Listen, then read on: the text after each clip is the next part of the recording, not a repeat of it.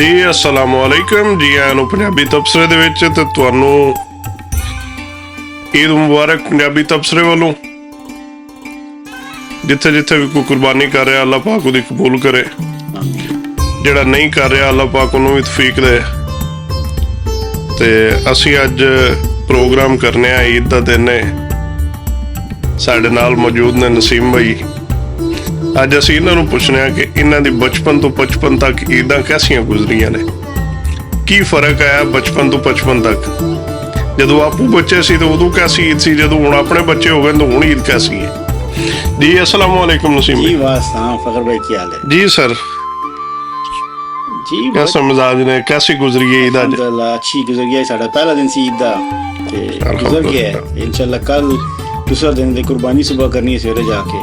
अच्छा अच्छा। ते सर ये सुनाओ बचपन च तो हुण च की फर्क है? बचपन च कैसी ईद गुजरदी सी, की करदे हो? देखो जी, जो बचपन दा साਡਾ सुनहरी वक्त गुजर गया ना, मैं बचपन ਤੁਹਾਨੂੰ सॉरी ਕੱਟਣਾ जी, ਬਚਪਨ ਮੈਂ ਗਿਣਦਾ ਜੇ ਜਦੋਂ ਤੱਕ ਤੁਸੀਂ ਬਾਲਗ ਨਹੀਂ ਸੀ, ਮਾਂ ਕਿ ਤੁਸੀਂ ਆਪਣਾ ਇੰਡੀਪੈਂਡੈਂਟ ਨਹੀਂ ਹੋਏ जी ਉਦੋਂ ਤੱਕ ਬਚਪਨ ਸੀ, ਜਦੋਂ ਤੱਕ ਮਾਂ-ਬਾਪ ਕੋਲ ਰਹੇ ਹੋ। जी ਜਦੋਂ ਬਾਹਰ ਆ ਗਏ ਫਿਰ ਜ਼ਾਹਿਰ ਹੈ ਬਚਪਨ ਮੁੱਕ ਗਿਆ। जी मेरा असल च बचपन मुक गया सी। मैं 14 साल च बाहर आ गया था फिर चलो बहरहाल ਜਿਹੜੀ ਪਹਿਲੇ ਉਮਰ ਸੀ ਉਹਦੇ ਜੇ 14 ਸਾਲ ਤੱਕ ਦੀ ਦੱਸੋ ਨਾ। ਉਹ ਪਾਕਿਸਤਾਨ ਦੇ ਵਿੱਚ ਜਨਾਬ ਜੋ ਈਦ ਦਾ ਮਜ਼ਾ ਆਉਂਦਾ ਹੈ ਜਾਂ ਖੁਸ਼ੀਆਂ ਹੁੰਦੀਆਂ ਨੇ ਨਾ, ਉਹ ਤੁਹਾਨੂੰ ਦੁਨੀਆ ਤੇ ਕਿਤੇ ਨਹੀਂ ਮਿਲ ਸਕਦੀਆਂ। ਠੀਕ ਹੈ ਨਾ, ਉਹ ਮਿਲਣਾ ਮਿਲਾਣਾ, ਫਿਰ ਉਹ ਕੁਰਬਾਨੀਆਂ ਜਾਣਾ ਅੱਗੇ ਪਿੱਛੇ। ਇੱਥੇ ਤੁਸੀਂ ਘਰ ਤੋਂ ਕੁਰਬਾਨੀ ਕਰ ਨਹੀਂ ਸਕਦੇ ਹੋ, ਤੁਹਾਨੂੰ ਬਕਾਇਦਾ ਇੱਥੇ ਸਲਾਟਰ ਹਾਊਸ ਜਾ ਕੇ ਜ਼ਬਾ ਕਰਕੇ ਸਾਫ਼ ਕਰਕੇ ਸਿਰਫ ਗੋਸ਼ਤ ਘਰ ਲੈ ਕੇ ਆ ਸਕਦੇ ਹੋ। ਪਾਕਿਸਤਾਨ ਤੇ ਘਰ ਘਰ ਹੁੰਦਾ ਹੈ, ਤੁਸੀਂ ਕੁਰਬਾਨੀ ਕਰਨੀ ਹੈ। ਫਿਰ ਉੱਥੇ ਉਸ ਦੌਰ 'ਚ ਵੀ ਹੁੰਦਾ ਸੀ ਕਿ ਉਹ ਆਉਂਦੀਆਂ ਨੇ ਸਪੈਸ਼ਲ ਗੱਡੀਆਂ ਤੁਹਾਡੇ ਕੋਲੋਂ ਸ਼ਹਿਰਾਂ ਦੇ ਵਿੱਚ, ਜਿਹੜਾ ਨਾ ਉਹ ਲੈ ਜਾਂਦੀਆਂ ਨੇ ਜੋ ਵੀ ਹੁੰਦਾ ਉਹਦਾ ਵੇਸਟ ਔਰ ਖਲ ਵਗੈਰਾ ਲੈ ਜਾਂਦੀਆਂ ਨੇ। ਸਰ ਬਚਪਨ ਚ ਤੁਹਾਡੀ ਅੜਕ ਤੇ ਨਹੀਂ ਨਾ? ਨਹੀਂ, ਉਹ ਤਾਂ ਸਾ ਫਨ ਸੀ। ਤੁਸੀਂ ਆਪਣਾ ਦੱਸੋ ਕਿ ਤੁਹਾਡੀਆਂ ਈਦਾਂ ਕੈਸੀਆਂ? ਮੈਂ ਤੁਹਾਨੂੰ ਦੱਸਾਂ ਇਹਦੇ ਬਾਜੀ, ਛੋਟਾ ਜਿਹਾ ਸਾਂ 5-6 ਸਾਲ ਉਮਰ ਹੋਣੀ ਹੈ, ਤੇ ਉਹ ਜਦੋਂ ਬੱਕਰਾ ਜ਼ਬਾ ਕਰਨ ਲੱਗੇ ਤੇ ਬਜ਼ੁਰਗਾਂ ਨੇ ਮੈਨੂੰ ਨਾ ਘਰ ਅੰਦਰ ਭੇਜਤਾ ਕਿ ਜਾ ਅੰਦਰ ਚਾ ਕਿਸੇ ਕੰਮ ਭੇਜਿਆ। ਮੈਂ ਵਾਪਸ ਆਇਆ ਥੋੜੀ ਦੇਰ ਬਾਅਦ ਤੇ ਮੈਂ ਵੇਖਿਆ ਕਿ ਬੱਕਰਾ ਸਾਡਾ ਜਿਹੜਾ ਉਸ ਦੌਰ 'ਚ ਸੀ, ਬੱਕਰਾ ਕਮ ਸੇ ਕਮ ਮਹੀਨਾ ਪਹਿਲੂ ਘਰ ਆ ਜਾਂਦਾ ਸੀ। ਓਕੇ, ਠੀਕ ਹੈ ਨਾ। ਹੁਣ ਤਾਂ ਮੈਨੂੰ ਨਹੀਂ ਪਤਾ ਲੋਕਾਂ ਦਾ ਕੀ ਰਿਵਾਜ, ਲੇਕਿਨ ਅਜੇ ਵੀ ਲੋਕ ਕੋਸ਼ਿਸ਼ ਕਰਦੇ ਨੇ ਹਫ਼ਤੇ 10 ਦਿਨ ਕਰ ਰਹੇ ਕਿ ਇਤਨਾ ਕਿ ਤੁਹਾਨੂੰ ਅਰਸਾ ਉਹਦੇ ਨਾਲ ਹੋ ਜਾਏ ਕਿ ਜਿਸ ਦਿਨ ਬੱਕਰਾ ਉਹ ਜ਼ਬਾ ਹੋਵੇ ਨਾ ਜਾਂ ਕੋਈ ਵੀ ਜਾਨਵਰ ਸੀ ਕਰਨਾ ਹੈ ਤੇ ਤੁਹਾਨੂੰ ਰੋਣਾ ਆਵੇ, ਮਤਲਬ ਦੁੱਖ ਹੋਵੇ। ਇੱਕ ਚਮਚੇ ਤੁਹਾਡੇ ਘਰ ਦਾ ਫਰਦ ਗਿਆ, ਤੁਹਾਡੀ ਪਿਆਰੀ ਚੀਜ਼ ਗਈ ਹੈ, ਇਤਨਾ ਕਿ ਤੁਹਾਡੇ ਨਾਲ ਨਾ ਮਤਲਬ ਨਜ਼ਦੀਕੀ ਹੋਣੀ ਚਾਹੀਦੀ ਹੈ। ਸਹੀ ਹੈ। ਉਹ ਬੱਕਰਾ ਜਨਾਬ ਅਸੀਂ ਬਚਪਨ ਜਨਾ ਪਹਿਲਾਂ ਖੇਡਦੇ ਰਹੇ, ਉਹਨੂੰ ਫੀਡ ਕਰਨਾ, ਖਵਾਉਣਾ ਪਿਆਉਣਾ ਸਾਰਾ ਕੁਛ। ਤੇ ਫਿਰ ਜਿਸ ਦਿਨ ਉਹ ਜ਼ਬਾ ਕਰਨ ਲੱਗੇ ਬਜ਼ੁਰਗ ਕਹਿੰਦੇ ਅੰਦਰ ਜਾ ਕਿ ਬੱਚਾ ਸਾਨੂੰ ਕਿ ਕੀ ਦੇ ਸਾਹਮਣੇ ਛੁਰੀ ਫੇਰਾਂਗੇ, ਜ਼ਬਾ ਮਤਲਬ ਬਿਹਤਰ ਹੁੰਦਾ ਕਿ ਨਾ ਕਰੀ। ਮੈਂ ਅੰਦਰ ਤੋਂ ਵਾਪਸ ਆਇਆ ਤੇ ਬੱਕਰਾ ਜਨਾਬ ਉਹਨਾਂ ਨੇ ਉਹ ਟੰਗਿਆ ਤੇ ਉੱਥੋਂ ਦਾ ਖਲ ਲਾਈ ਹੈ। ਤੇ ਮੈਂ ਪਹਿਲੇ ਸਵਾਲ ਹੀ ਆਪਣੇ ਅੱਬੂ ਨੂੰ ਕੀਤਾ, ਅੱਬੂ ਉਸकी ਸਵੈਟਰ ਕਿੱਧਰ ਗਈ ਹੈ? ਉਹ ਮੇਰਾ ਅਜੇ ਤੱਕ ਉਹ ਮਜ਼ਾਕ ਉਡਾਉਂਦੇ ਨੇ ਕਿ ਵੀ ਤੂੰ ਅਸੀਂ ਬੱਕਰੇ ਦੀ ਸਵੈਟਰ। ਮੈਂ ਆਫਕੋਰਸ ਬੱਚਾ ਸਾਂ ਤੇ ਉਹ ਸਵੈਟਰ ਹੀ ਹੁੰਦੀ ਹੈ ਬੇਸਿਕਲੀ, ਉੱਤੇ ਜਿਹੜਾ ਉਹਦੀ ਵੂਲ ਹੁੰਦੀ ਹੈ, ਸਵੈਟਰਾਂ ਦੇ ਬਣਦੀਆਂ ਨੇ। ਤੇ ਉਹ ਬੜਾ ਮੇਰਾ ਅਜੇ ਤੱਕ ਮਜ਼ਾਕ ਉਡਾਉਂਦੇ ਕਿ ਤੂੰ ਇਹਨਾਂ ਭੋਲਾ ਸੀ ਕਿ ਤੂੰ ਉਹਨੂੰ ਕੀ ਦੀ ਸਵੈਟਰ ਸੀ। ਤੇ ਉਹ ਫਿਰ ਉਹ ਦੌਰ ਅੱਛਾ ਸੀ। ਫਿਰ ਇੱਧਰ ਆ ਗਏ ਆ। ਨਹੀਂ ਯਾਰ ਦੋਸਤ ਕੋਈ ਕਿਤੇ ਜਾਣਾ ਆਉਣਾ ਜਾਂ ਘਰ ਹੀ ਰਹਿੰਦੇ ਸੋ ਉੱਥੇ ਫੈਮਿਲੀ ਨਾਲ ਜਾਂਦੇ। ਦੱਸਿਆ ਨਾ ਕਿ ਛੋਟੀ ਉਮਰ ਹੀ ਸੀ, 14 ਸਾਲ ਦਾ। 14 ਸਾਲ ਵੀ ਅੱਜ ਕੱਲ 14 ਸਾਲ ਦੇ ਬੱਚੇ ਕਿਰੇ ਦੇ ਕਿਰੇ ਪੜ ਗਏ ਨੇ, ਕੀ ਹੋ ਗਿਆ? ਹਾਂ, ਸਾਡਾ ਇਤਨਾ ਜਿਹੜਾ ਸੀ ਨਾ ਘੁੰਮਣ ਫਿਰਨ ਨਹੀਂ ਸੀ, ਜਿਹੜੀ ਸਿੱਧੀ ਗੱਲ ਸਰੇ। ਓਕੇ, ਠੀਕ ਹੈ ਨਾ। ਨਹੀਂ ਹੁੰਦਾ ਨਾ ਪਿੰਡ ਵਿੱਚ ਕੋਈ ਰਿਸ਼ਤੇਦਾਰ ਜਾਂ ਅੱਗੇ ਪਿੱਛੇ ਮਤਲਬ ਬੰਦਾ ਕਿਸੇ ਚਾਚੇ ਹਾਲ ਤੁਰ ਗਿਆ, ਕਿਸੇ ਮਾਮੇ ਹਾਲ ਤੁਰ ਗਿਆ, ਉਹ ਤੇ ਫਿਰ ਆਪਣੇ ਘਰ ਨਾਲ ਹੀ ਹੁੰਦੇ ਨੇ ਨਾ। ਉਹ ਤੇ ਫਿਰ ਸਪੈਸ਼ਲ ਤਰ੍ਹਾਂ ਕਿਤੇ ਜਾਣਾ ਹੋਇਆ ਨਾ, ਉਹ ਸੁਬਹ ਸੀ ਕਿਧਰ ਦੁਪਹਿਰੀ ਸ਼ਾਮ। ਸਾਡਾ ਪਿੰਡਾਂ ਵਾਲਿਆਂ ਦਾ ਇਹ ਸਪੈਸ਼ਲ ਹੁੰਦਾ, ਬੜਾ ਛਾਲ ਮਾਰੀ ਤੇ ਭੁੱਖੀ ਦੇ ਘਰ ਤੁਰ ਗਿਆ। ਸਾਰੇ ਫੈਮਿਲੀ ਨੂੰ ਮਿਲਦੇ ਜਾ ਕੇ ਘਰਾਂ ਦੇ ਵਿੱਚ, ਆਪਣੇ ਜਿਤਨੇ ਵੀ ਤੁਹਾਡੇ ਰਿਸ਼ਤੇਦਾਰ ਹੁੰਦੇ ਨੇ। ਇਹ ਤਾਂ ਉੱਥੇ ਇੱਕ ਰਿਵਾਜ ਹੈ ਕਿ ਸੁਬਹ ਨਮਾਜ਼ ਪੜ੍ਹੋ, ਫਿਰ ਸਾਰਿਆਂ ਨੂੰ ਮਿਲੋ ਜਾ ਕੇ ਘਰ। ਬੇਸ਼ੱਕ 5-10-15 ਮਿੰਟ ਘਰ ਜਾਓ ਤੇ ਤੁਹਾਡੇ ਦਿਨ ਤਾਂ ਗੁਜ਼ਰ ਹੀ ਜਾਂਦਾ, ਸ਼ਾਮ ਹੋ ਜਾਂਦੀ ਹੈ। ਤੇ ਉਹ ਉੱਥੇ ਤਾਂ ਇੱਕ ਅੱਛੀ ਜ਼ਿੰਦਗੀ ਸੀ, ਹੁਣ ਵੀ ਹੋਏਗੀ ਲੋਕਾਂ ਦੀ ਜਿਹੜੇ ਉੱਥੇ ਰਹਿ ਰਹੇ ਨੇ, ਸਾਰੇ ਕਰ ਰਹੇ ਨੇ। ਔਰ ਰਹਿਣਾ ਚਾਹੀਦਾ ਇਸ ਤਰ੍ਹਾਂ। ਇੱਕ ਤੁਹਾਡੇ ਕਲਚਰ ਦਾ ਹਿੱਸਾ ਵੀ ਹੈ, ਤੁਹਾਡੇ ਵਾਸਤੇ ਵੀ ਅੱਛਾ। ਤੁਸੀਂ ਕਿਸੇ ਨੂੰ ਮਿਲਦੇ ਹੋ ਤੇ ਜੇ ਤੁਸੀਂ ਦਿਲ ਸਾਫ਼ ਕਰ ਕਿਸੇ ਨੂੰ ਮਿਲਦੇ ਹੋ, ਗਲੇ ਲੱਗਦੇ ਹੋ, ਤਾਂ ਤੁਹਾਡੀ ਕਾਫੀ ਸਾਰੀ ਪਰੇਸ਼ਾਨੀਆਂ ਤਕਲੀਫਾਂ ਦੂਰ ਹੋ ਜਾਂਦੀਆਂ ਨੇ। ਕਿਸੇ ਨੂੰ ਦਿਲ ਸਾਫ਼ ਕਰਕੇ ਜੇ ਤੁਸੀਂ ਕਿਸੇ ਨੂੰ ਮਿਲ ਵੀ ਰਹੇ ਹੋ ਔਰ ਦਿਲ 'ਚ ਮੈਲ ਹੈ, ਗਲੇ ਵੀ ਲੱਗ ਰਹੇ ਹੋ, ਤੇ ਤੁਸੀਂ ਆਪਣੋ ਤੇ ਹੋਰ ਵਜ਼ਨ ਵਧਾ ਰਹੇ ਹੋ। ਜੇ ਮੈਂ ਆਪਣੇ ਪੁਆਇੰਟ ਆਫ ਵੀ ਦੱਸਿਆ ਤੇ ਜੇ ਮੇਰੇ ਕੋਲ ਕੋਈ ਮਤਲਬ ਇਸ ਤਰ੍ਹਾਂ ਨਹੀਂ ਹੈ ਕਿ ਮੈਨੂੰ ਕੋਈ ਪਤਾ ਹੋਵੇਗਾ, ਲੇਕਿਨ ਮੈਂ ਮਹਿਸੂਸ ਕਰਦਾ ਵਾਂਗਾ ਇਸ ਤਰ੍ਹਾਂ ਕਿ ਤੁਸੀਂ ਦਿਲ ਸਾਫ਼ ਕੀਤੇ ਬਗੈਰ ਕਿਸੇ ਨੂੰ ਮਿਲਦੇ ਹੋ ਨਾ, ਉਹ ਤੁਸੀਂ ਆਪਣੇ ਤੇ ਹੋਰ ਵਜ਼ਨ ਪਾ ਰਹੇ ਹੋ। ਤੇ ਬਿਹਤਰ ਦਿਲ ਸਾਫ਼ ਕਰ ਦਿਓ। ਤੁਹਾਡੇ ਨਾਲ ਕੋਈ ਚੰਗਾ ਕਰੇ ਉਹ ਤਾਂ ਭਲਾ ਕਰੋ, ਜਿਹੜਾ ਕੋਈ ਬੁਰਾ ਕਰੇ ਉਹਨੂੰ ਅੱਲਾਹ ਤੇ ਛੱਡ ਦੇਗਾ, ਅੱਲਾਹ ਉਹਨੂੰ ਹਦਾਇਤ ਦੇ। ਕਿ ਜੇ ਮੈਂ ਤੁਹਾਡਾ ਕੋਈ ਨੁਕਸਾਨ ਕਰਾਂਗਾ ਨਾ ਤੇ ਅੱਲਾਹ ਤੁਹਾਨੂੰ ਉਹਦਾ ਅਜਰ ਜ਼ਿਆਦਾ ਦੇ ਦੇਗਾ। ਜੇ ਤੁਸੀਂ ਮੇਰੇ ਨਾਲ ਬਦਲਾ ਲੈਣਾ ਸੋਚੋਗੇ ਨਾ ਤੇ ਤੁਹਾਡਾ ਇਹ ਸਾਰਾ ਜ਼ਾਇਆ ਹੋ ਜਾਏਗਾ। ਜੋ ਕੋਈ ਵੀ ਤੁਹਾਡੇ ਕੋਲ ਪਿਆ ਨਾ, ਤੁਹਾਨੂੰ ਬਦਲਾ ਮੈਂ ਵੀ ਨਾ ਲੈ ਸਕੋ, ਲੇਕਿਨ ਤੁਸੀਂ ਆਪਣਾ ਨੁਕਸਾਨ ਕਰੋਗੇ। ਇਸ ਤੋਂ ਤੁਸੀਂ ਅੱਲਾਹ ਦੇ ਰਜ਼ਾ ਵਾਸਤੇ ਇਹਨੂੰ ਜਿਹੜਾ ਨਾ ਜਾਣ ਦਿਓ। ਫਿਰ ਤੁਸੀਂ ਆ ਗਏ ਬਾਹਰ ਜੀ, ਫਿਰ ਬਾਹਰ ਆ ਗਏ। ਇੱਥੇ ਇਦਾਂ ਕੈਸੀਆਂ ਸ਼ੁਰੂ ਜੇ ਬੰਦਾ ਆਉਂਦਾ ਜ਼ਾਹਿਰ ਮਿਸ ਕਰਦਾ ਪਾਕਿਸਤਾਨ ਨੂੰ, ਇੱਥੇ ਇਦਾਂ ਕੈਸੀਆਂ ਗੁਜ਼ਰੀਆਂ ਛੜਿਆ ਵਾਲੀਆਂ। ਤੇ ਇੱਥੇ ਤੁਸੀਂ ਤੁਹਾਡੇ ਸਾਹਮਣੇ ਹੈ ਬ੍ਰਦਰ ਕਿ ਇੱਥੇ ਤੁਸੀਂ ਇੱਥੇ ਹੁਣ ਤੁਸੀਂ ਫੈਮਿਲੀ ਵੀ ਹੋ ਜਾਏ ਤਾਂ ਤੁਸੀਂ ਮੁਸ਼ਕਿਲ ਨਾਲ ਇੱਕ ਦਿਨ ਦੀ ਛੁੱਟੀ ਕਰ ਸਕਦੇ ਹੋ। ਕਈ ਲੋਕ ਉਸ ਦਿਨ ਵੀ ਕੰਮ ਤੇ ਚਲੇ ਜਾਂਦੇ ਨੇ, ਲੇਕਿਨ ਬਿਹਤਰ ਤੁਸੀਂ ਉਦੋਂ ਆਏ ਹੋ ਜ਼ਾਹਿਰ ਛੜੇ ਹੈ ਨਾ, ਤੇ ਛੜਿਆਂ ਨਾਲ ਤੁਹਾਡੀ ਸਲਾਮ ਦੁਆਈ ਬਿਲਕੁਲ। ਤੇ ਉਹ ਕੈਸੀ ਗੁਜ਼ਰਦੀ, ਉਹ ਯਾਦਾਂ ਆਉਂਦੀਆਂ ਜਾਂ ਇੱਕ ਬੰਦੇ ਨੂੰ ਫੀਲਿੰਗ ਆਉਂਦੀ ਨਾ ਕਿ ਯਾਰ ਈਦ ਦਾ ਦਿਨ ਸੀ, ਮੈਂ ਪਿੱਛੇ ਐ ਨਹੀਂ ਕਰਦਾ ਸੀ। ਮੈਂ ਦੇਖੋ, ਮੈਂ ਤਾਂ ਜਿਸ ਹਾਲ 'ਚ ਹਾਂ ਨਾ, ਮੈਂ ਆਪਣੇ ਆਪ ਨੂੰ ਉੱਥੇ ਹੀ ਕੋਸ਼ਿਸ਼ ਕਰਦਾ ਕਿ ਢਾਲ ਲਿਆ ਬਈ ਅੱਲਾ ਦੀ ਰਜ਼ਾ ਮੰਗ ਕੇ ਖੁਸ਼ ਰਹੋ। ਤੁਸੀਂ ਅੱਗੇ ਪਿੱਛੇ ਸੋਚੋਗੇ ਇਹ ਹੋ ਜਾਤਾ ਉਹ ਹੋ ਜਾਤਾ, ਤੁਸੀਂ ਆਪਣੀ ਜ਼ਿੰਦਗੀ ਮੁਸ਼ਕਿਲ ਕਰ ਲੋਗੇ। ਮੈਂ ਤਾਂ ਇਸ ਚੀਜ਼ ਦੇ ਵੀ ਯਕੀਨ ਕਰਦਾ ਹਾਂ।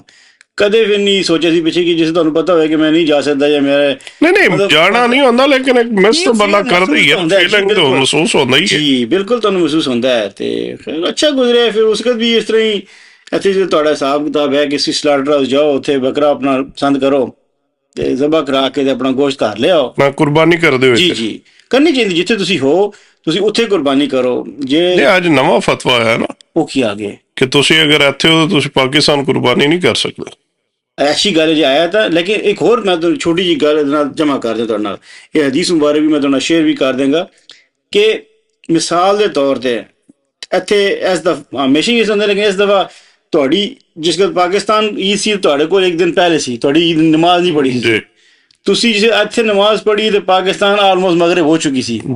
ਜਿਸ ਬੰਦੇ ਨੇ ਈਦ ਵਾਲੇ ਦਿਨ, ਯਾਨੀ ਕਿ ਅੱਜ 25 ਤਾਰੀਖ ਸੀ ਕਿ 27 ਸੀ, 27 ਤਾਰੀਖ, ਜੇ 27 ਮਈ ਨੂੰ ਜਿਹੜਾ ਪਾਕਿਸਤਾਨ ਨੇ ਆਲਰੇਡੀ ਕਰ ਦਿੱਤੀ ਸੀ, ਯਾਨੀ ਪਾਕਿਸਤਾਨ ਦੇ ਟਾਈਮ ਦੇ ਮੁਤਾਬਿਕ ਕੁਰਬਾਨੀ ਹੋ ਗਈ, ਔਰ ਉਹਨੇ ਇੱਥੇ ਨਮਾਜ਼ ਨਹੀਂ ਪੜ੍ਹੀ ਸੀ, ਉਹਨੂੰ ਦੁਬਾਰਾ ਕੁਰਬਾਨੀ ਕਰਨੀ ਚਾਹੀਦੀ ਹੈ। ਉਹਦੀ ਕੁਰਬਾਨੀ ਨਹੀਂ ਹੋਈ। ਠੀਕ ਹੈ, ਸਿੱਧੀ ਗੱਲ ਜੇ।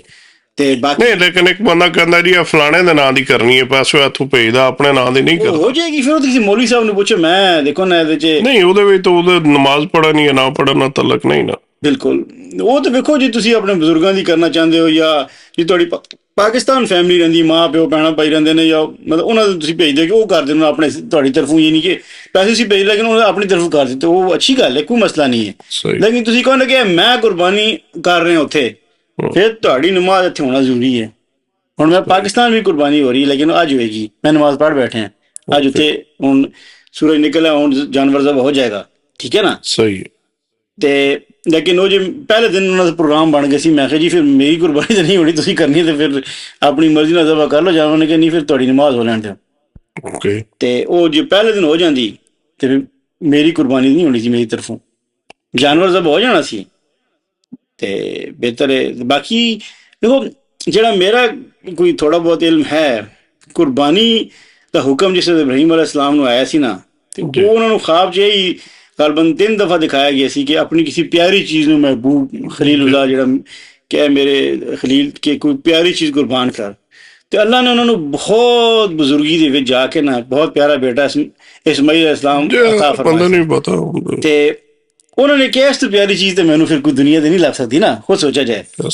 ਤੇ ਉਹ ਫਿਰ ਉਹ ਪੂਰਾ ਕਿੱਸਾ ਕਹਿੰਦੇ ਸੁਣਾ ਦਿੰਦਾ, ਨਹੀਂ ਤੇ ਬੰਦੇ ਨੂੰ ਪਤਾ ਹੈ ਕਿ ਉਹ ਉਹਨਾਂ ਨੇ ਨਹੀਂ। ਹੁਣ ਤੁਸੀਂ ਤੁਹਾਡੇ ਬੱਚੇ ਨੇ ਮਾਸ਼ਾਅੱਲਾ, ਅੱਲਾਹ ਪਾਕ ਉਹਨਾਂ ਨੂੰ ਸਿਹਤ ਤੰਦਰੁਸਤੀ ਦੇ, ਹੁਣ ਉਹਨਾਂ ਨਾਲ ਈਦ ਕੈਸੀ ਗੁਜ਼ਰਦੀ? ਅੱਛੀ ਗੁਜ਼ਰਦੀ ਹੈ। ਉਹ ਬੱਚੇ ਇੱਥੇ ਦੇ ਜਿਹੜੇ ਬੱਚੇ ਨੇ ਜਾਂ ਪੂਰੀ ਦੁਨੀਆ ਦੇ ਅੱਜ ਕੱਲ੍ਹ ਤਾਂ ਬੱਚੇ ਬਹੁਤ ਮਾਸ਼ਾਅੱਲਾ ਸਮਝਦਾਰ ਹੋ ਚੁੱਕੇ ਨੇ। ਅਸੀਂ ਅਜੇ ਵੀ ਕੋਈ ਗੱਲ ਕਰਨੀ ਹੋਵੇ ਤੇ ਅਜੇ ਵੀ ਝਿਜਕਦੇ ਹਾਂ ਕਿਸੇ ਵੱਡੇ ਨੂੰ ਜਾਂ ਕਿਸੇ ਨੂੰ ਕਹਿੰਦੇ ਹਾਂ।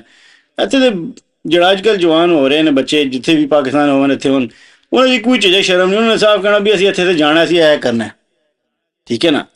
ਤੇ ਉਹਨਾਂ ਨਾਲ ਘੁੰਮੋ ਫਿਰੇ ਆਏ ਤੁਹਾਡੇ ਸਾਹਮਣੇ। ਤਾਂ ਲੇਟ ਵੀ ਤੁਹਾਡੇ ਕੋਲ ਤਾਂ ਆਇਆ ਸੀ, ਮੇਰਾ ਕਾਫੀ ਵੇਟ ਕੀਤਾ ਅੱਜ ਇੱਥੇ, ਮਾਜ਼ਰਤ ਹੈ। ਲੇਕਿਨ ਕੋਈ ਗੱਲ ਨਹੀਂ, ਉਹ ਤੁਹਾਡੇ ਨਾਲ ਅਚਾਨਕ ਹੀ ਪ੍ਰੋਗਰਾਮ ਬਣਿਆ ਨਾ ਕਿ ਆ ਜਾਓ। ਪ੍ਰੋਗਰਾਮ ਤਾਂ ਨਹੀਂ ਸੀ ਅੱਜ ਦਾ, ਬੱਚਿਆਂ ਨਾਲ ਸੀ ਪ੍ਰੋਗਰਾਮ ਉਧਰ, ਫਿਰ ਉਹਨੂੰ ਸ਼ਾਮ ਨੂੰ ਘੁੰਮੇ ਫਿਰ ਕੇ। ਪਰ ਇਹਦੇ ਵਿੱਚ ਮੈਂ ਹੁਣ ਇੱਕ ਹੋਰ ਚੀਜ਼ ਐਡ ਕਰ ਲੈਣਾ। ਜੀ ਸਰ। ਜ਼ਾਹਿਰ ਹੈ ਅਸੀਂ ਵੀ ਬਚਪਨ ਉੱਥੇ ਗੁਜ਼ਾਰਿਆ। ਮੈਂ 17-18 ਸਾਲ ਦਾ ਸੀ ਜਦੋਂ ਆਇਆ, ਸੌਰੀ। ਤੇ ਉਦੋਂ ਸੁਥਰਾ ਪੰਜਾਬ ਤੇ ਕੋਈ ਨਹੀਂ ਸੀ, ਨਹੀਂ ਸੀ, ਗੰਦਾ ਪੰਜਾਬ ਸੀ। ਨਹੀਂ ਠੀਕ ਹੀ ਸੀ ਤੇ ਪੰਜਾਬ ਉਦੋਂ ਬੰਦੇ ਲਾਇਸ਼ਾਂ ਵਗੈਰਾ ਜਿਹੜੀਆਂ ਨੇ ਉਹ ਬਾਹਰ ਸੁੱਟਦੇ ਸੀ। ਉਹਦੇ 'ਚ ਤੁਸੀਂ ਕੀ ਡਿਫਰੈਂਸ ਮਹਿਸੂਸ ਕਰਦੇ ਹੋ ਕਿ ਜੋ ਹੋ ਰਿਹਾ ਜੋ ਬਿਹਤਰ ਹੋ ਰਿਹਾ ਜਾਂ ਕੀ ਉਹਦੇ ਯਾਰ ਹੁਣ ਹੈ? ਤਾਂ ਵੇਖੋ, ਜੇ ਤੁਸੀਂ ਵੇਖੋ ਕਰੋ ਤੇ ਹੁਣ ਬਹੁਤ ਬਿਹਤਰ ਹੋ ਰਿਹਾ ਹੈ। ਕਿਉਂ ਕਿ ਉਹਨਾਂ ਨੇ ਤੁਹਾਨੂੰ ਹਰ ਬੰਦੇ ਨੂੰ, ਸੁਥਰਾ ਪੰਜਾਬ ਦੀ ਟੀਮ ਨੇ ਸਿਰਫ ਆਪਣਾ ਇੱਕ ਫੋਨ ਨੰਬਰ ਦਿਓ ਉਹਨਾਂ ਨੂੰ ਜਾ ਕੇ, ਤੇ 4 ਤੁਹਾਨੂੰ ਵੱਡੇ ਲਿਫਾਫੇ ਸਭ ਰੰਗ ਦਿੰਦੇ ਸਨ, ਯਾਨੀ ਕਿ ਸਹੀ ਪੱਕੇ ਪੀੜੇ ਨੇ। ਓਕੇ, ਤੁਸੀਂ ਉਹਦੇ ਵਿੱਚ ਜਾਨਵਰ ਦੇ ਜਿੰਨੀ ਵੀ ਐਸੇ ਅਜਜ਼ਾ ਨੇ ਜਿਹੜੇ ਤੁਸੀਂ ਸੁੱਟਣੇ ਨੇ, ਮਤਲਬ ਚਲੋ ਪਿੰਡਾਂ ਥਾਵਾਂ 'ਚ ਤੁਸੀਂ ਖੱਡ ਕੇ ਦੱਬ ਸਕਦੇ ਜ਼ਮੀਨ ਦੇ ਅੰਦਰ, ਉਹ ਵੀ ਮਤਲਬ ਗਹਿਰਾ ਕੱਢੋ, ਵਰਨਾ ਉਹ ਵੀ ਜਾਨਵਰ ਕੋਈ ਨਹੀਂ ਕੱਢ ਲੈਂਦੇ ਨੇ। ਉਹ ਜਾਲਤ ਹੀ ਇਤਨੀ ਹੈ ਸਰ। ਤੇ ਉਹਦੀ ਸਾਹਮਣੇ ਜਿਹੜੀ ਚੀਜ਼ ਸੁੱਟਦੇ ਨਾ, ਉਹਦੇ ਨਾਲ ਕਾਫੀ ਬਹੁਤ ਜਰਾਸੀਮ ਬਿਮਾਰੀਆਂ ਫੈਲਦੀਆਂ ਨੇ। ਤੇ ਸ਼ਹਿਰਾਂ ਦੇ ਵਿੱਚ ਤਾਂ ਤੁਹਾਨੂੰ ਪਤਾ ਹੈ ਉੱਥੇ ਬਹੁਤ ਨਹੀਂ, ਉੱਥੇ ਤਾਂ ਜਗ੍ਹਾ ਨਜ਼ਦੀਕ ਘਰ ਹੁੰਦੇ ਨੇ। ਉਹ ਇਹ ਬਹੁਤ ਅੱਛਾ ਕੰਮ ਹੋਇਆ ਹੈ, ਠੀਕ ਹੈ, ਤੁਸੀਂ ਇਹਨੂੰ ਸੋਚਿਆ ਜਾਏ ਤਾਂ। ਔਰ ਉਹਨੂੰ ਇਸ ਤਰ੍ਹਾਂ ਉਹ ਫਿਰ ਉਸ ਟਾਈਮ ਤੇ ਆ ਕੇ ਲੈ ਜਾਣ ਉਹਦਾ ਜਿਹੜਾ ਵੀ ਗੰਦ ਬਲਾ ਹੈ, ਤੇ ਅੱਛਾ ਕੰਮ ਹੈ। ਮੇਰਾ ਹੁਣ ਇੱਕ ਹੋਰ ਸਵਾਲ ਹੈ ਛੋਟਾ ਜਿਹਾ, ਜੀ ਜੀ, ਕਿ ਤੁਸੀਂ ਕੁਰਬਾਨੀ ਕਰਦੇ ਹੋ ਤਾਂ ਕਹਿੰਦੇ ਨੇ ਕਿ ਕੁਰਬਾਨੀ ਦੀ ਹਰ ਚੀਜ਼ ਜਿਹੜੀ ਹੈ ਉਹ ਰੱਖਣੀ ਚਾਹੀਦੀ ਹੈ, ਉਹਦੇ 7 ਹਿੱਸੇ ਕਰਨੇ ਚਾਹੀਦੇ। ਮਸਲਨ ਹੁਣ ਸਾਡੇ ਬੰਦੇ ਉਹਦੀ ਉਜਰੀ ਸੱਟ ਦਿੰਦੇ ਨੇ। ਉਹ ਜਿਹੜੀ ਨਹੀਂ ਮਕਰੂ ਹੈ, ਨਹੀਂ ਵਿੱਚ ਨਹੀਂ ਪਾਸ ਨਹੀਂ। ਕਿਹਨੇ ਕਿਹਾ? ਤੁਸੀਂ ਕਿਸੇ ਆਲਮ ਕੋਲ ਪੁੱਛ ਲਓ ਸਰ, ਮਕਰੂ ਤਾਂ ਲਫ਼ਜ਼ ਹੈ ਹੀ ਕੋਈ ਨਹੀਂ। ਫਿਰ ਹਰਾਮ ਕਹਿ ਲਓ। ਨਹੀਂ, ਹਰਾਮ ਹੀ ਨਹੀਂ ਹੈ। ਫਿਰ ਮੇਰੇ ਖਿਆਲ 'ਚ ਕੋਈ ਮੌਲਵੀ ਇਸ ਚੀਜ਼ ਤੇ ਮੈਨੂੰ ਫਤਵਾ ਦੇ ਦੇ, ਸੁਣਦੇ ਨੇ ਜਿਹੜੇ, ਮੈਂ ਤੁਹਾਨੂੰ ਪੁੱਛ ਦਿੰਦਾ ਕਿ ਇਹ ਮਕਰੂ ਲਫ਼ਜ਼ ਹੈ ਕੋਈ, ਜਿਹੜਾ ਉਹ ਕਹਿੰਦੇ ਨੇ ਕਿ ਮਕਰੂ ਹੋ ਗਿਆ। ਮਕਰੂ ਕੋਈ ਲਫ਼ਜ਼ ਨਹੀਂ। ਮੈਂ ਇਹਦੇ ਤੇ ਬੜੀ ਰਿਸਰਚ ਕੀਤੀ ਹੈ। ਜਾਂ ਹਲਾਲ ਹੈ ਜਾਂ ਹਰਾਮ ਹੈ, ਠੀਕ ਹੈ। ਹੁਣ ਸਾਡੇ ਕੁਝ ਮੌਲਵੀ ਕਹਿੰਦੇ ਨੇ ਜੀ ਦਿਲ ਮੰਨੇ ਤੇ ਖਾ ਲਓ, ਦਿਲ ਮੰਨੇ ਤੇ ਖਾ ਲਓ, ਔਰ ਬੜੀ ਦੁਨੀਆ ਖਾ ਵੀ ਰਹੀ ਹੈ। ਜੋ ਮੇਰਾ ਪੁਆਇੰਟ ਆਫ ਵਿਊ ਹੈ ਉਹ ਇਹ ਕਿ ਤੁਹਾਨੂੰ ਉਜਰੀ ਸਾਫ਼ ਕਰਕੇ 7 ਹਿੱਸਿਆਂ 'ਚ ਬਰਾਬਰ ਦੇਣੀ ਚਾਹੀਦੀ ਹੈ, ਠੀਕ ਹੈ, ਅਗਰ ਵੱਡਾ ਜਾਨਵਰ ਹੈ ਤੇ। ਅਗਰ ਛੋਟਾ ਤਾਂ ਉਹਦੇ ਹਿੱਸਿਆਂ 'ਚ 3 'ਚ ਬਰਾਬਰ ਦੇਣੀ ਚਾਹੀਦੀ ਹੈ। ਅਗਰ ਕਿਸੇ ਦਾ ਦਿਲ ਮੰਨੇ ਤੇ ਉਹ ਖਾ ਲੈ, ਨਾ ਮੰਨੇ ਤਾਂ ਸੁੱਟ ਦੇ। ਇੱਕ ਮਿੰਟ ਮੈਂ ਗੱਲ ਜਿਹੜੀ ਆ ਲਾਵਣ ਆ ਨਾ, ਮੈਂ ਪੇਂਡੂ ਤੇ ਮੈਂ ਤੇ ਆਪਣਾ ਫਾਇਦਾ ਸੋਚਣਾ ਨਾ। ਹੁਣ ਅਸੀਂ ਜਾਨਵਰਾਂ ਦਾ ਗੋਬਰ ਜਿਹੜਾ ਉਹ ਆਪਣੀਆਂ ਜ਼ਮੀਨਾਂ 'ਚ ਪਾਉਂਦੇ ਹਾਂ ਜੀ। ਜਦੋਂ ਤੁਸੀਂ ਉਹ ਉਜਰੀ ਦੇ ਵਿੱਚੋਂ ਉਹਦਾ ਗੰਦ ਕੱਢ ਲਿਆ ਤੇ ਉਹ ਤੁਸੀਂ ਆਪਣੀ ਜ਼ਮੀਨ 'ਚ ਜਾ ਕੇ ਪਾ ਸਕਦੇ ਹੋ। ਬਿਲਕੁਲ। ਸਮੈਲ ਆਉਂਦੀ ਹੈ, ਜਿਹੜਾ ਗੋਸ਼ਤ ਗਲਦਾ ਨਾ ਜਦੋਂ ਉਹ ਸਮੈਲ ਮਾਰਦਾ, ਉਹ ਸਮੈਲ ਆਉਂਦੀ ਹੈ, ਉਹਦੇ ਤੋਂ ਪ੍ਰੋਬਲਮ ਹੁੰਦੀ ਹੈ। ਉਹਦੇ ਵਿੱਚੋਂ ਹੀ ਜਿਹੜਾ ਉਹ ਜਰਾਸੀਮ ਪੈਦਾ ਹੁੰਦੇ ਨੇ। ਜਦੋਂ ਤੁਸੀਂ ਉਜਰੀ ਸਾਫ਼ ਕਰ ਲਈਏ ਤਾਂ ਤੁਹਾਡੇ ਜਰਾਸੀਮ ਨਹੀਂ ਹੋਣਗੇ, ਪਿੱਛੇ ਗੋਬਰ ਰਹਿ ਜਾਏਗਾ। ਉਹ ਤੁਸੀਂ ਆਪਣੀ ਜ਼ਮੀਨ 'ਚ ਪਾ ਲਓ ਜਿਹੜੇ ਪਿੰਡਾਂ ਵਾਲੇ ਨੇ, ਕਿਉਂਕਿ ਸ਼ਹਿਰ ਵਾਲਿਆਂ ਕੋਲ ਤਾਂ ਫੈਸਿਲਿਟੀ ਨਹੀਂ ਹੈ। ਮੇਰੇ ਹਿਸਾਬ 'ਚ ਉਜਰੀ ਜਿਹੜੀ ਹੈ ਉਹ ਤਕਸੀਮ ਹੋਣੀ ਚਾਹੀਦੀ ਬਰਾਬਰ ਤੇ। ਲੇਕਿਨ ਇਹ ਜਾਂ ਤਾਂ ਕੋਈ ਮੌਲਵੀ ਫਤਵਾ ਦੇ ਕਿ ਹਰਾਮ ਹੈ, ਤੇ ਜੇ ਇਹ ਨਹੀਂ ਦਿੰਦਾ ਤਾਂ ਮਕਰੂ ਨੂੰ ਮੈਂ ਨਹੀਂ ਮੰਨਦਾ। ਮਕਰੂ ਕੋਈ ਚੀਜ਼ ਨਹੀਂ, ਜਾਂ ਹਲਾਲ ਹੈ ਜਾਂ ਹਰਾਮ ਹੈ। ਤੁਸੀਂ ਇੱਥੇ ਵੇਖਿਆ ਹੋਏਗਾ ਇਹ ਅਰਬੀ ਨੇ ਜਿਹੜੇ, ਇਹ ਆਂਦਰਾ ਵੀ ਖਾਂਦੇ ਨੇ। ਗਲਤ ਹੈ ਨਾ। ਅਸੀਂ ਨਹੀਂ, ਗਲਤ ਕਿਸ ਤਰ੍ਹਾਂ? ਕੁਝ ਸਾਬਤ ਕਰੇ ਨਾ ਕਿ ਇਸ ਤਰ੍ਹਾਂ ਇਹ ਗਲਤ ਹੈ। ਸਰ ਦੇਖੋ, ਤੁਹਾਡੇ ਨਾਲ ਕਿਸੇ ਨੇ ਮੈਂ ਜ਼ਿੰਦਗੀ ਦੇ ਅਸੂਲ ਬਣਾ ਲਿਆ ਕਿ ਮੈਂ ਬਹਿਸ ਕਿਸੇ ਨਾਲ ਕਰਨੀ। ਸਰ ਇਹ ਬਹਿਸ ਵਾਲੀ ਗੱਲ ਨਹੀਂ। ਮੈਂ ਤੈਨੂੰ ਪੁੱਛ ਦਿੰਦਾ, ਮਸਲਾ ਹੱਲ ਕਰ ਲੈਂਦੇ। ਫੋਨ ਕਾਲ ਕਰਦਾ, ਮੈਨੂੰ ਇਜਾਜ਼ਤ ਦਿਓ 1 ਮਿੰਟ ਬੰਦ ਕਰੋ, ਤੇ ਮੈਂ ਤੁਹਾਨੂੰ ਨਹੀਂ ਪੁੱਛ ਦਿੰਦਾ। ਇਜਾਜ਼ਤ ਕਿਹੜੀ ਹੈ? ਜਿਹੜਾ ਕੋਈ ਸੁਣ ਰਿਹਾ ਉਹ ਹੀ ਸਾਨੂੰ ਦੱਸ ਦੇਗਾ। ਤੇ ਇੱਕ ਭਾਈ ਨੇ ਸਾਨੂੰ ਮੈਸੇਜ ਵੀ ਕੀਤੇ ਆ ਕਿ ਲੂਸਣ ਦੇ ਬਾਰੇ 'ਚ ਇਨਫੋਰਮੇਸ਼ਨ ਦਿਓ, ਉਹ ਵੀ ਦੇਣੀ ਹੈ ਉਹਨਾਂ ਨੂੰ, ਦੇਣੀ ਚਾਹੀਦੀ ਹੈ। ਵੀ ਇਨਸ਼ਾਅੱਲਾ ਨੈਕਸਟ ਵੀਕ ਜਿਹੜਾ ਨਾ ਭੈਣ ਭਰਾ ਨੂੰ ਦਿਓ, ਉਹ ਵੀ ਦੱਸਾਂਗਾ ਮੈਂ ਸਾਰਾ ਕਿ ਕੀ ਪ੍ਰੋਸੈਸ ਹੈ ਉਹਦਾ। ਲੇਕਿਨ ਥੋੜਾ ਜਿਹਾ ਏਰੀਏ ਦਾ ਹੁੰਦਾ ਉਹਦੇ ਵਿੱਚ ਕਿ ਏਰੀਆ ਕੈਸਾ, ਮਿੱਟੀ ਕੈਸੀ ਹੈ। ਅਗਰ ਇਹ ਮੈਂਸ਼ਨ ਕਰ ਦੇਣ ਕਿ ਮੈਂ ਕਿਹੜੇ ਇਲਾਕੇ 'ਚ, ਫਿਰ ਮੈਂ ਥੋੜਾ ਹੋਰ ਬਿਹਤਰ ਉਹਨਾਂ ਨੂੰ ਗਾਈਡ ਕਰ ਸਕਦਾ। ਤੇ ਠੀਕ ਹੈ ਸਰ, ਇਹਨੂੰ ਅਸੀਂ ਇੱਥੇ ਜਿਹੜਾ ਬੰਦ ਕਰ ਰਹੇ ਹਾਂ। ਇਨਸ਼ਾਅੱਲਾ ਮਿਲਣੇ ਆ ਅਗਲੇ ਵੀਲਾਗ ਦੇ ਵਿੱਚ। ਤੇ ਅੱਲਾਹ ਪਾਕ ਤੁਹਾਡੀ ਖੁਸ਼ੀ ਨਾਲ ਈਦ ਗੁਜ਼ਾਰੇ ਸਾਰਿਆਂ ਦੀ। ਕਿਸੇ ਗੱਲ ਨੂੰ ਮਹਿਸੂਸ ਨਹੀਂ ਕਰਨਾ, ਉਹ ਨਸੀਮ ਭਾਈ ਦਾ ਤਾਂ ਮੇਰਾ ਹੋ ਜਾਂਦਾ ਇਸ ਉੱਤੇ।